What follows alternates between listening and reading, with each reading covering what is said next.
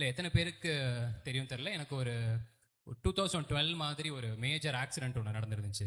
அது எங்கே நடந்துச்சு அப்படின்னா மதுரையில் தான் நடந்தது. இல்லை அதுதான் சொல்ல வந்தேன். அதுக்கப்புறமேட்டு இன்னைக்கு பாடி ஃபங்க்ஷன் ஆகிட்டு இருக்கு. இன்னைக்கு உங்கள் முன்னாடிலாம் நின்று நான் பேசிட்டு இருக்கிறேன்னா அதுக்கு காரணமே மதுரை மக்கள் தான்.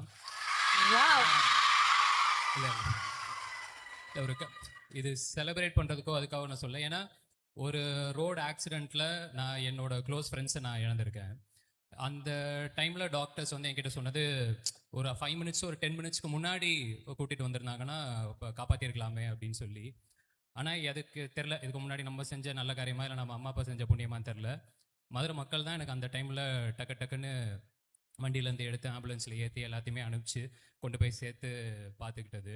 எனக்கு இத்தனைக்கும் அவங்க முகம் தெரியாது, யார் என்னன்னு தெரியாது, பேர் எதுவுமே தெரியாது. ஆனால் அன்னைக்கு அவங்க அந்த ஒரு 10-15 பேர் அந்த இடத்துல இல்லை அப்படின்னா இன்னைக்கு என்ன ஆயிருக்கும் அப்படிங்கிறது தெரியல.